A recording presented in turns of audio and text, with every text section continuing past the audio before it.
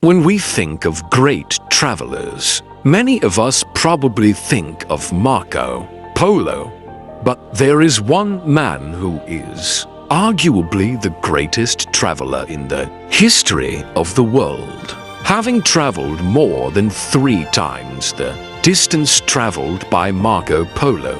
His name is Ibn Battuta. In the 14th century, when there was no modern transportation, airplanes or trains, this man traveled more than 117,000 kilometers on his bare feet, camels and primitive ships. Today at an-nawal Media, we take a look at Ibn Battuta's incredible 30-year journey from Morocco to China, from the brink of death and back to changing world history.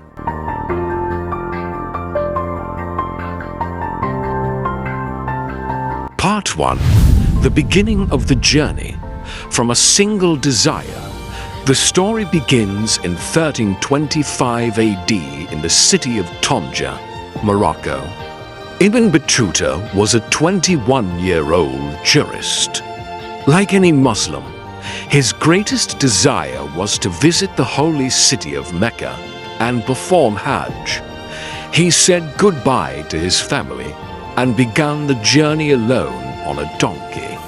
They never imagined that he would not return to his country until the end. After Ibn Battuta reached Mecca and performed Hajj, his thirst for knowledge and seeing new worlds increased.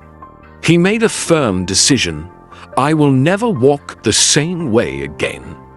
It is this decision that has led him to Africa, the Middle East, India, the Maldives, and as far east as China.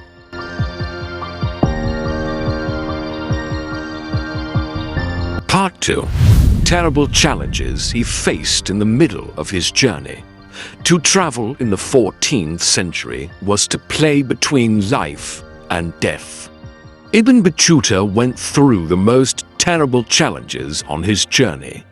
Once or twice he was surrounded by desert bandits and robbed of all his possessions. He even stripped off his clothes and traveled barefoot in the desert. At sea, pirates and terrible waves have repeatedly sunk the ship. Once all his traveling companions drowned in the sea, but he miraculously survived by hanging on a tree. What's more, he even faced the terrible epidemic of the Black Death that flooded the world at the time and passed it peacefully. But all these challenges did not stop him from traveling.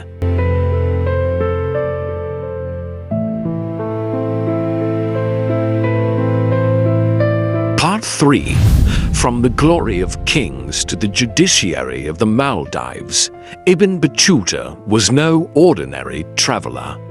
As he was a scholar who had knowledge of law, he was highly respected by the kings of every country he visited. On his arrival in India, Sultan Muhammad bin Tughlaq of Delhi gave him a grand welcome. He also worked as a senior judge Qadi in India for years. He then traveled to the Maldives Islands because the community liked him so much because of the level of knowledge he had there. They appointed him as chief judge. He got married there and lived there for some time. Wherever Ibn Battuta went, he carefully recorded the customs, diet, dress, and religious practices of the people. In total, he organized 30 years of travel in more than 40 present-day countries.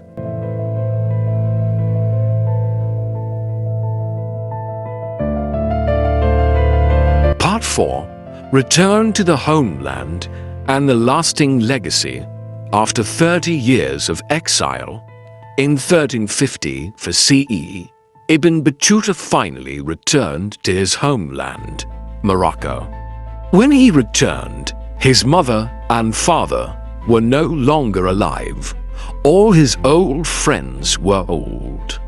When the Sultan of Morocco, Abu Inan, heard Ibn Battuta's amazing stories, he ordered that his story be preserved for posterity. He, along with a writer named Ibn Juzay, wrote his famous travelogue, the Rila. This book is the only and largest historical source that explains the state of the world in the 14th century to our world historians today. The most important thing that Ibn Battuta taught us is that it takes courage and patience to understand the world.